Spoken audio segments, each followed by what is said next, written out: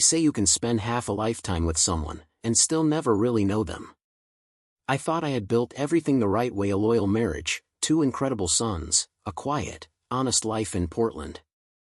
I believed that love, once given freely, would always be enough. I was wrong. When I discovered Caroline, the woman I built my world around, betraying everything we had, it shattered me. Not because of the affair itself, but because of the lies. The coldness. The realization that somewhere along the way, respect had died and I hadn't even noticed. I stood at a crossroads: let the betrayal define me, or let it forge me into something stronger. This isn't a story about revenge. It's not even a story about anger. It's a story about survival. About rebuilding. About learning that sometimes the best thing you can do is to close the door gently, walk away with your dignity intact, and never look back. If you've ever loved someone who forgot how to love you in return, then this story is for you. Before we begin, I just want to say, thank you. Thank you for taking a few minutes out of your life to be here to listen, to walk through this with me. You didn't have to click. You didn't have to care. But you did.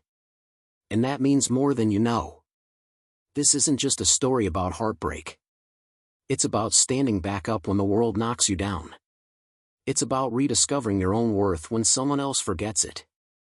If you've ever been betrayed, if you've ever had to rebuild from ashes you didn't create, then maybe, just maybe, you'll find a piece of your own strength inside these words. So take a deep breath with me. Set everything else aside for a moment. Let's dig in.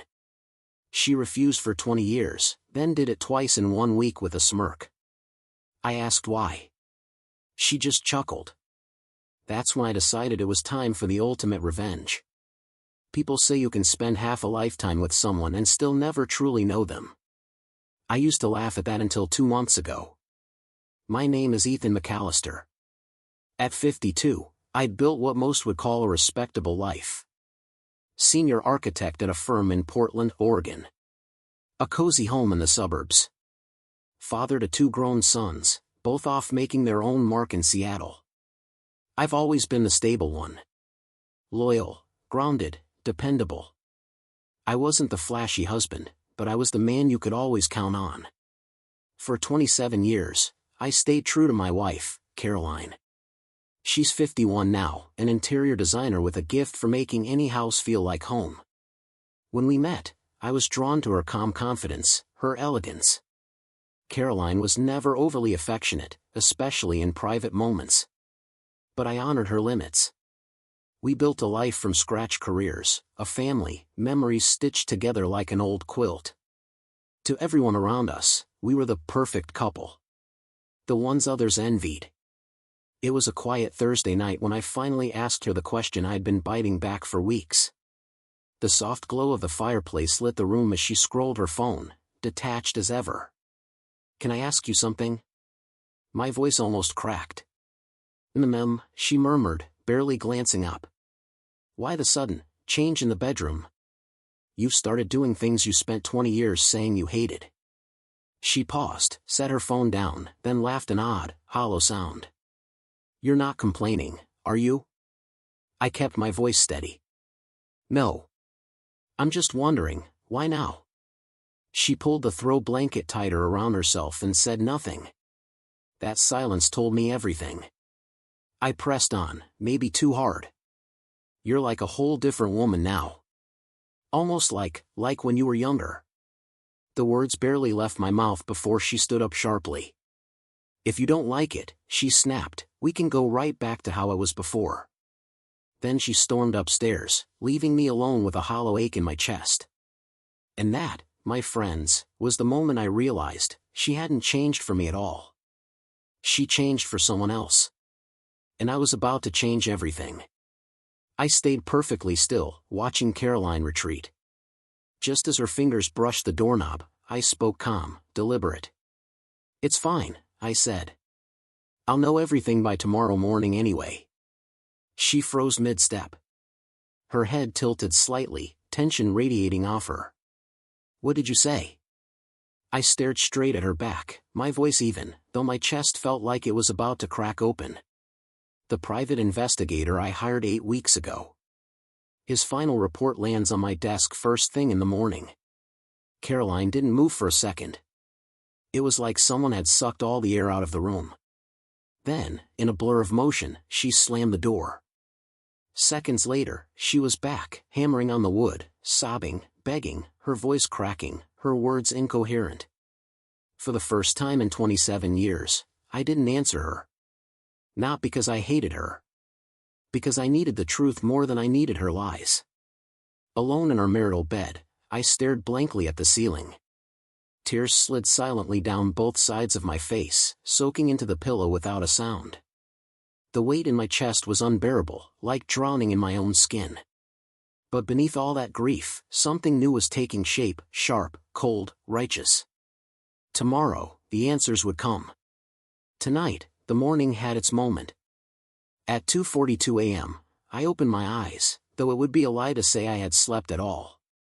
They burned with exhaustion. My throat was dry as paper. The house was silent except for the low hum of the heating vents. Moving with mechanical precision, I grabbed the gym bag I had packed the evening before. No note. No explanation left behind. What could I possibly say that wasn't just another half-truth to add to the pile? The streets of Portland were nearly deserted, the city soaked in misty drizzle as I made my way to the 24-hour gym downtown.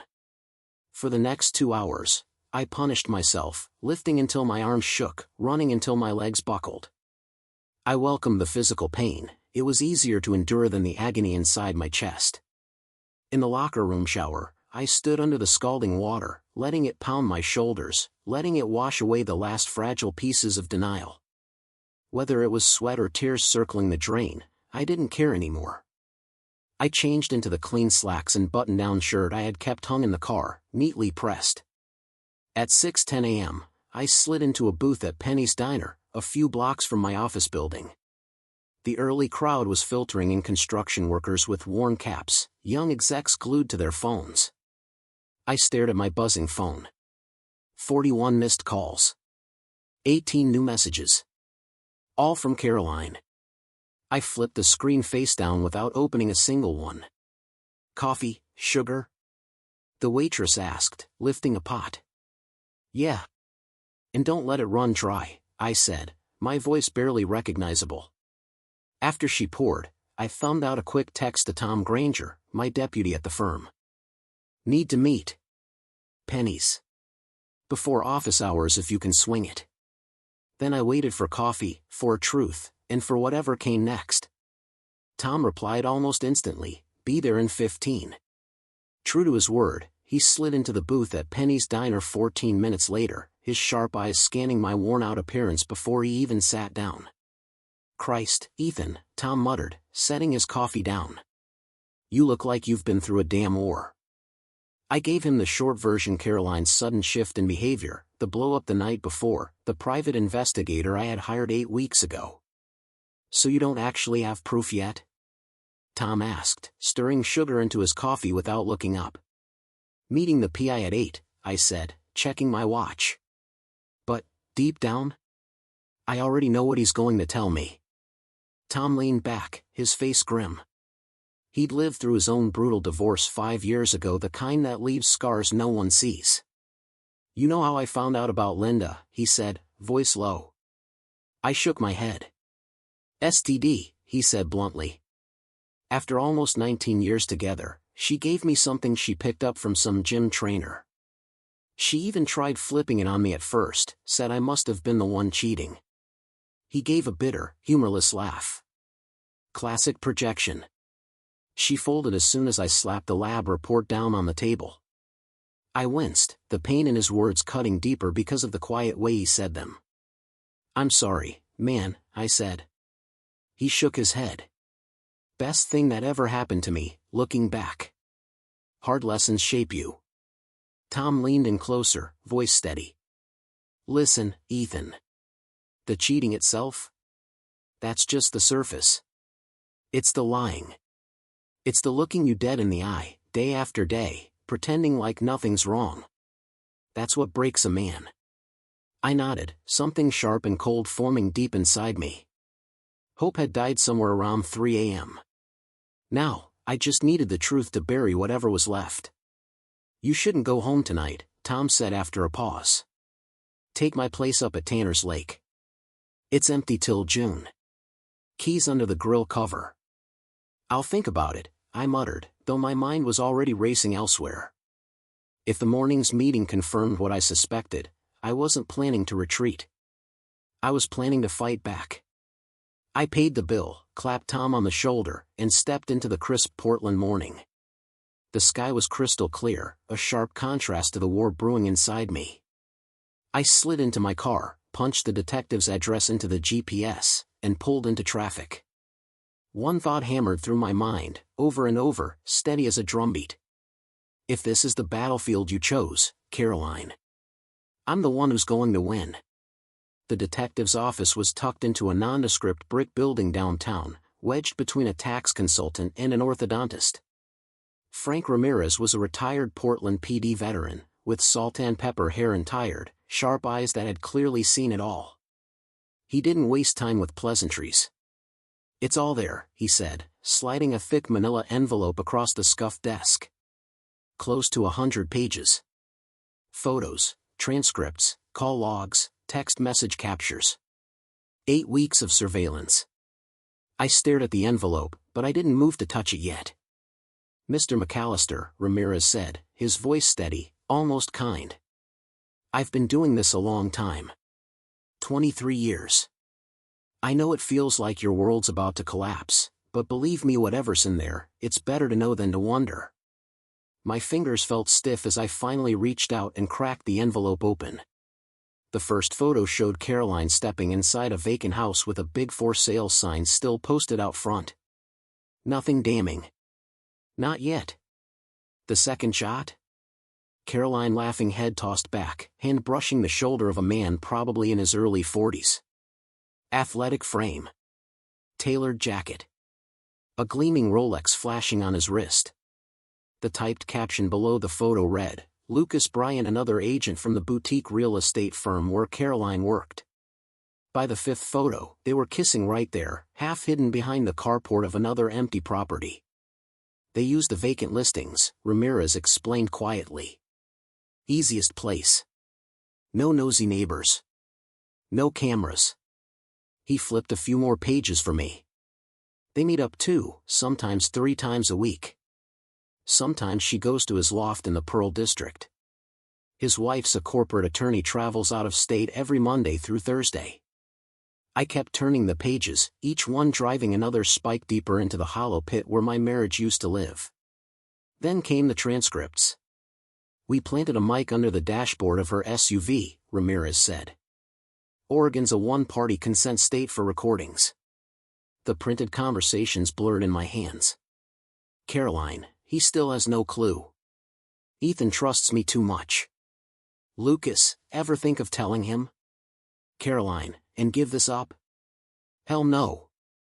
Another recording talked about some exclusive parties Lucas used to attend.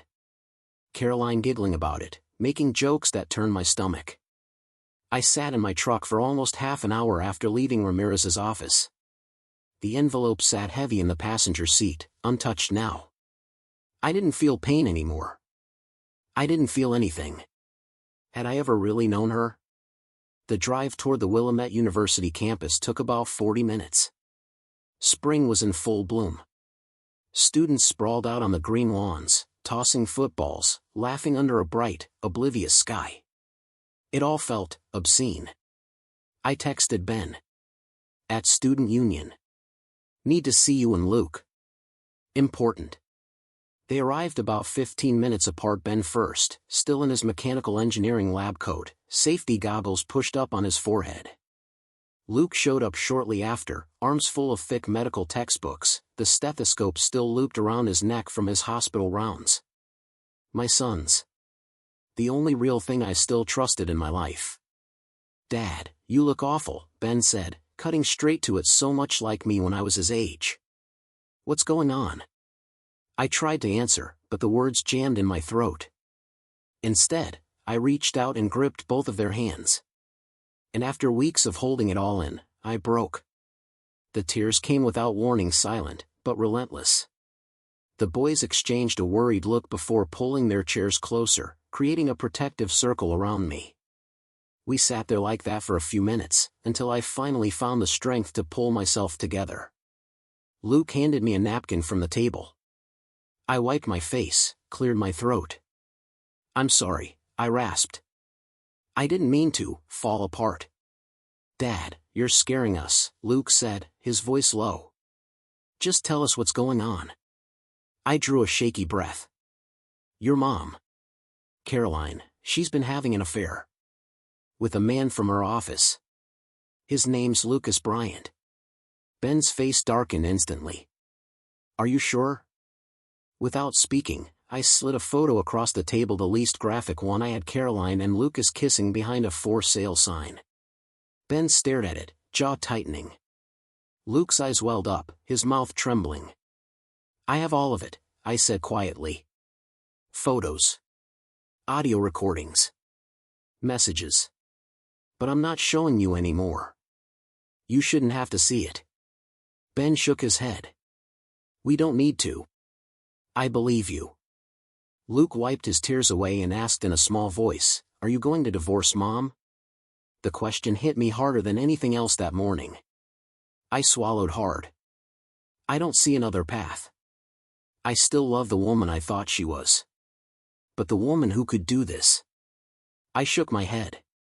She's not someone I recognize anymore. Just then, Luke's phone buzzed on the table, Caroline's face flashing across the screen. Ben grabbed it before Luke could react, answered calmly, and said into the receiver, "If you need someone to cry to, call Lucas." Then he ended the call without another word. I reached across the table, gripping both of them by the hands again. "No matter what your mother's done, she's still your mother. Don't hate her, but don't lie to yourselves either. Respect her, but don't become blind the way I was." Luke nodded silently, tears streaking down his cheeks. Ben gripped my hand so tightly it actually hurt. "What happens now?" Luke asked, voice raw. "Now," I said, feeling a strange, unfamiliar calm wash over me, "we start over." I hugged them both tightly one last time, promising I would call later, then headed toward my next destination, my parents' house in the suburbs of Lake Oswego. The modest craftsman where I'd grown up hadn't changed much. Same creaky porch swing. Same old maple tree shedding its leaves onto the cracked driveway. The same sense of security I had once tried so hard to build for my own family. Mom answered the door before I even knocked, as if she'd been standing behind it, waiting. "Ethan, honey, what's wrong?" Margaret McAllister, my mother, had always read me like an open book. "Is Dad home?" I asked, stepping into the familiar foyer. "In his den," she said, her voice worried. "Ethan, you're scaring me." I found my father exactly where I'd expected, in his worn recliner, glasses perched low on his nose, half-finished crossword puzzle folded across his lap. Walter McAllister. Retired school superintendent. A man of few words but unshakable principle. He took one look at me and silently set the newspaper aside. "Caroline's been cheating on me," I said, without softening the blow. 4 months. Maybe longer. I heard Mom gasp quietly behind me. Dad's face didn't change, but his blue eyes sharpened like steel. "I hired a private investigator. I have proof," I added. Mom sank into the armchair beside his. "Oh, Ethan, are you sure?" "Maybe." Her voice trembled. "Maybe he pressured her. Manipulated her." "Mom," I said, voice steady but firm, "Caroline wasn't pressured. She was willing. Very willing." The words tasted like acid in my mouth. "And you know what cuts the deepest?" I continued. "It's not even the betrayal. It's realizing she doesn't see me as worth even basic respect anymore." Dad nodded slowly, speaking only when the silence had stretched. "If respect's gone," he said, "everything else is just acting." His words landed hard. 27 years of my life all reduced to performance and pretense. What are you going to do? Mom whispered, wiping her eyes. Before I could answer, my phone buzzed sharply. Dolores Bryant, Caroline's mother. I showed them the screen. I should take this. The conversation was short and sharp. Dolores demanded I come to their house immediately, her voice sharp, defensive, rehearsed. When I hung up, I turned to my parents. They deserved to hear the truth from me. Dad stood and clasped my shoulder firmly. Remember who you are, son. The Bryants lived in a sprawling modern home tucked into one of Lake Oswego's most exclusive neighborhoods. Caroline's father, Howard Bryant, had built his fortune flipping commercial properties across the Pacific Northwest. The very connection that had originally helped Caroline climb the real estate ladder. I'd always felt a little out of place around her family despite my own success, my steady career. Dolores opened the heavy oak door with a scowl that could have stopped traffic. Howard stood behind her, arms folded tightly across his chest. His expression was one of thinly veiled hostility. What exactly are you accusing our daughter of? Dolores snapped before I could even step inside. I stayed calm. It's not an accusation, I said evenly, when there's proof. Howard stepped forward, voice low but firm. She's having an affair? You have evidence? I nodded, pulling a slim folder from my leather briefcase, a version of the detective's report with the worst photos removed. There were some things parents should never have to see, no matter how angry I was. Howard took the file. Dolores paced like a caged animal. So because of one mistake, she hissed, you're ready to destroy a 27-year marriage? Throw away everything? Something in me cracked, but I kept my voice cool. You're wrong, Dolores. This wasn't a mistake.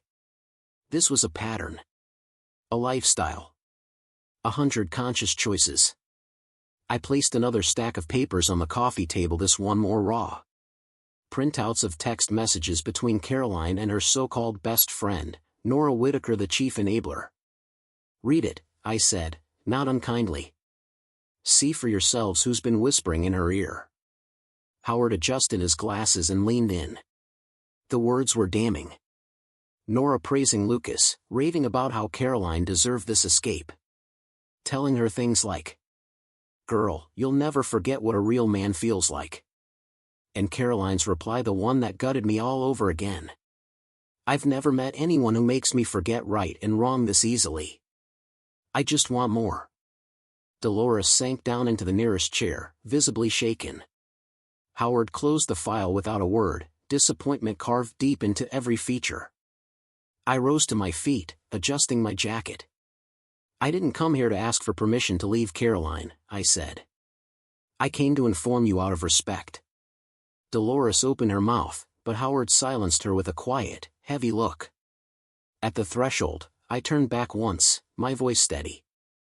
And if Nora ever contacts me again, I'll make every message public. To her husband. Her employer. Her church. Everyone. I didn't wait for a response. I closed the door behind me and inhaled the crisp Oregon evening air. For the first time in months, the world felt clean. My phone buzzed sharply in my pocket. It was Caroline calling again. Probably the 100th time today. I declined the call without hesitation and fired off a text to Tom instead. I'll take you up on that lake house offer. As I pulled away from the Bryant's sprawling estate, something unexpected stirred deep inside me. Relief. Beneath the wreckage, the betrayal, the anger, the hurt, a faint glimmer of peace was starting to spark. It was over. Or at least, it would be soon. I pulled into a deserted church parking lot a few miles away and sat in the silence, staring at my phone. There was one more person I needed to see. One more piece left to complete this grim puzzle. Melissa Bryant, Lucas Bryant's wife. The detective's report had detailed her weekend routine carefully. Every Saturday morning, she brought their 2 kids to Riverbend Park, a popular spot in the suburbs where neighborhood parents gathered while their children played. A public place. Safe. Low drama but enough privacy for a quiet, necessary conversation. I swung by my house first. Took a long, scalding shower. Changed into clean khakis and a sky blue button-down, simple, unthreatening. I wasn't there to cause a scene. I just needed the truth to land where it belonged. When I pulled into Riverbend Park, it was alive with weekend energy. Little league games on the diamonds. Teenagers skating circles around the parking lot. Families spread out on picnic blankets, laughing, shouting, living their lives. I spotted the mothers group, easily a cluster of women near the playground, their kids darting from swings to slides. Melissa wasn't hard to find. Petite. Auburn hair chopped into a neat bob. Eyes that stayed locked on her children like a hawk, the kind of vigilance you don't learn unless you've been hurt before. As I approached, I saw the moment she recognized me. Confusion flickered across her face, then cold understanding. She paled. A tall woman with sharp features stepped protectively between us. "Can I help you?" she asked coolly, a tone that made it clear she meant anything but help. "I need to speak with Melissa," I said, calm, hands visible. "Privately?" "I don't think so," the woman shot back, crossing her arms. "Jenna, it's okay," Melissa said quietly, stepping forward. She met my eyes squarely. "You're Caroline's husband." It wasn't a question. "I am," I replied. "Ethan McAllister." 5 minutes. "That's all I'm asking." Jenna didn't budge at first, but Melissa placed a hand gently on her arm. "It's fine," she said again. "Jenna, can you keep an eye on the kids?" Melissa asked quietly. She led me over to a wooden picnic table beneath a sprawling maple tree, far enough from the other moms that we wouldn't be overheard. Silent tears streaked down her face, but she didn't wipe them away. She just sat there, breathing through the pain. "I have evidence," I said, getting straight to the point. "About Caroline and Lucas. I'm not going to go into ugly details. But I need to ask you something." Melissa gave a brittle laugh, one that sounded like it hurt. "Is this the first time Lucas has done something like this?" I asked. She shook her head, the sadness hardening into something sharper. "Third time," she said bitterly. "That I know about, anyway." She looked away toward the playground, blinking fast. "After our second baby was born, something changed. He got obsessed with this trainer complex. Always had to be the one teaching someone. First it was me. Then 2 different women at his firm. I hadn't expected that level of honesty from a complete stranger. "I'm sorry," I said sincerely. I tried to forgive him the first time. "We tried marriage counseling after the second," Melissa continued. "But this time..." She shook her head slowly, voice tight. "This time with your wife, it's different. He's not even trying to hide it." She glanced at me, her voice dropping to a raw whisper. "He brought her to our house, Ethan. While I was visiting my mother. Their car was still in the driveway when I got home." I swallowed hard, trying to keep my composure. "I brought something for you," I said, pulling an envelope from my jacket, a clean copy of the PI's findings. "Only open it if you need it. Best to hand it straight to a lawyer." Melissa accepted the envelope with shaking hands. "Thank you," she said hoarsely. We sat in heavy silence, 2 strangers stitched together by betrayal. After a minute, Melissa wiped her face and stood. "I need a favor," she said. "I want to pack a few things. Stay at my sister's for a while. But Lucas, he might be home. Would you come with me?" I hesitated for only a second. "Of course." As we walked to our cars, she added. "My dad, Warren, is already nearby. And my cousin Marcus is waiting at the door." I followed her silver SUV through winding streets to a pristine colonial house, trimmed hedges lining the driveway. Sure enough, a heavy-set pickup was parked across the street. Inside, an older man, military buzz cut, steel gaze kept watch. Marcus, a younger man built like a linebacker, stood by the front walk. Lucas was out front mowing the lawn shirtless, sun beating down. The second our cars pulled up, Lucas killed the mower and stormed toward us, his face twisted with rage. "You've been following me," he shouted, pointing at me. Realization flickered across Lucas's face. "You hired someone to spy on me?" he demanded, voice rising. "I hired someone to watch my wife," I replied calmly. "You are just the bonus feature." Lucas's face darkened, a flush of anger spreading up his neck. "She came after me, man," he shouted, almost pleading now. "I didn't force her to do anything." I felt nothing but a strange, steady calm. "Then thank you," I said, my voice even, "for helping me make up my mind about Caroline." Lucas tried to shove past Marcus to get to me, but Marcus was ready. The big man gave him a hard push, sending Lucas sprawling onto the manicured front lawn. "This is over," Marcus said flatly.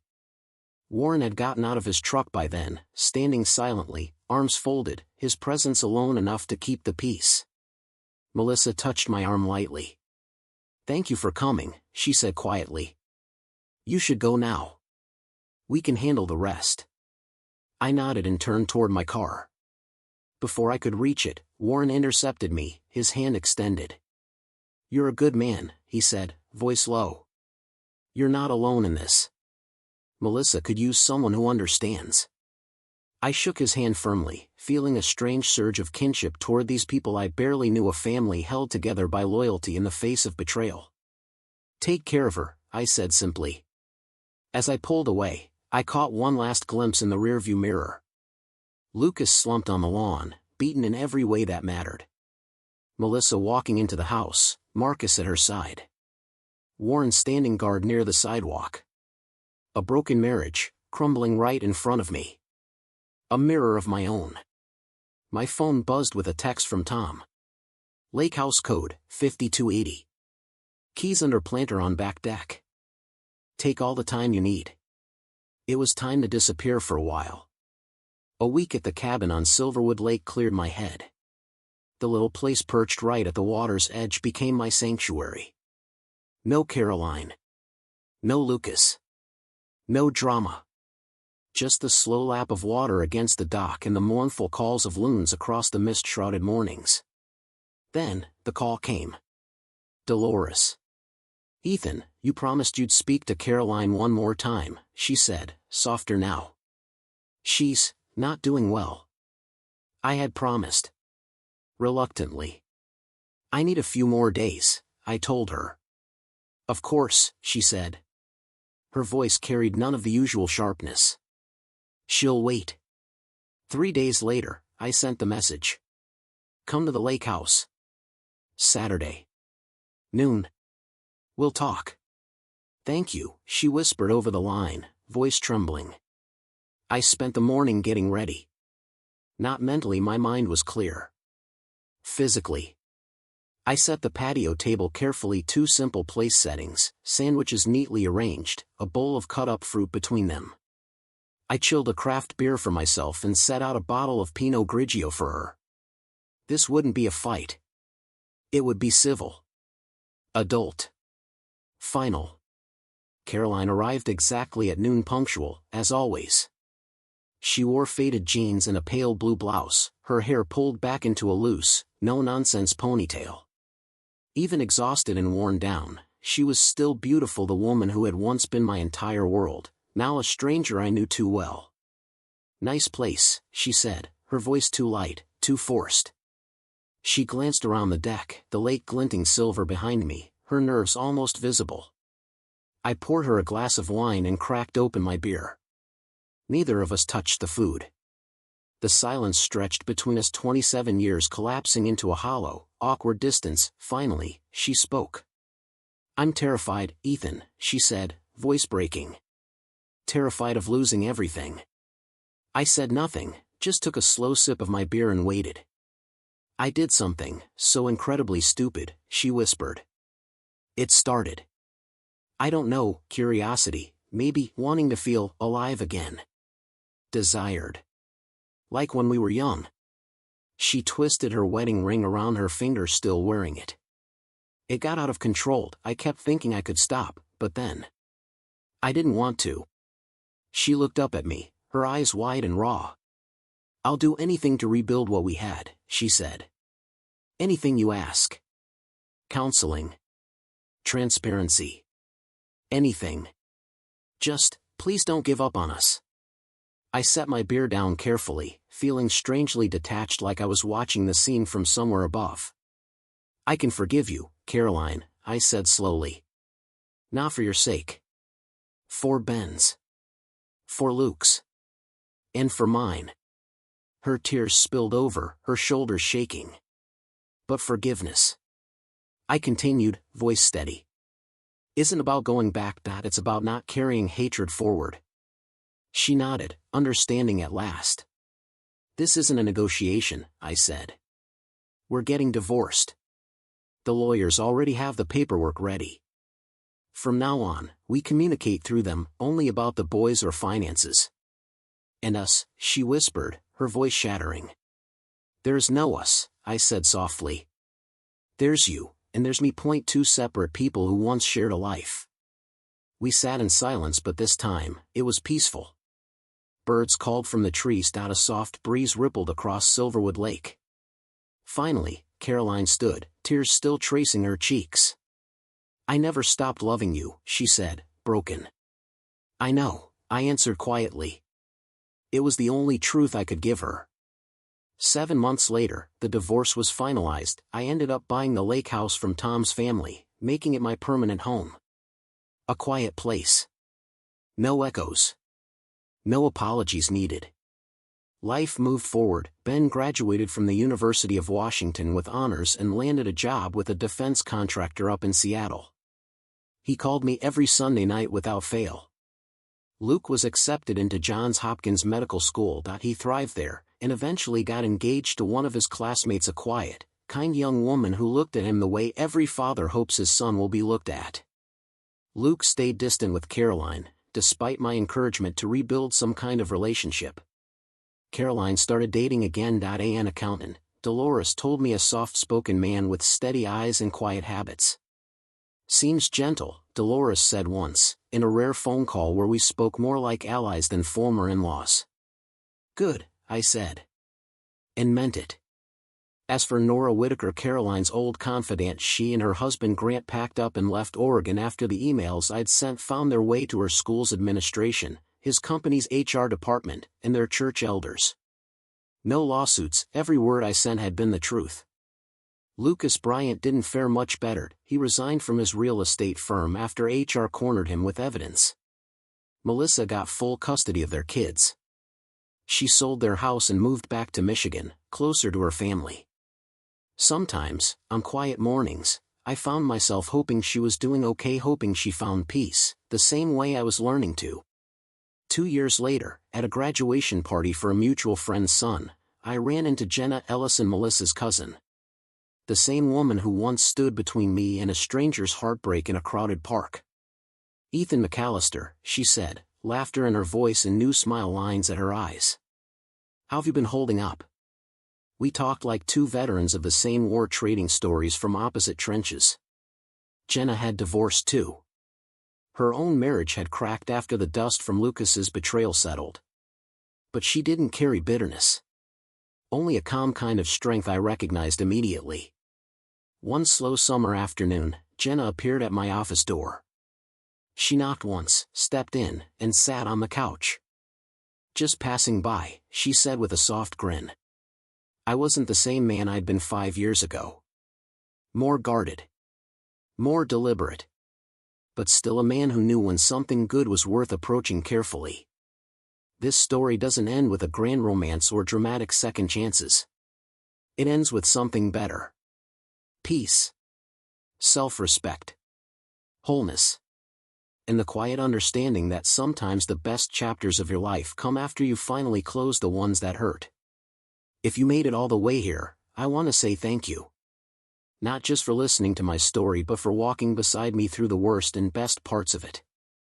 If you've ever been betrayed, if you've ever had to rebuild from the ashes, then you know it's not just about surviving. It's about choosing to live again, but this time with your eyes wide open. I'd love to hear from you. What would you have said to me at the lake that day? Would you have handled the confrontation the same way, calm, steady, or would you have let the anger loose? Drop a comment below. I want to hear your perspective, your advice, your experiences. Your words matter more than you realize, not just to me, but to others who are going through their own battles right now. And if I can leave you with anything, it's this: never confuse forgiveness with forgetting. You can forgive someone without ever letting them hurt you again. You can choose peace without reopening old wounds. You can walk away without hatred and still never look back. Respect yourself enough to close the chapters that no longer deserve your story. You owe it to yourself to protect your heart the way you protect the people you love. The world will try to tell you that moving on quietly isn't strong. But I'll tell you, it's the strongest thing you'll ever do. If this story touched something in you, if you've ever stood where I stood, if you're building your life again, brick by steady brick,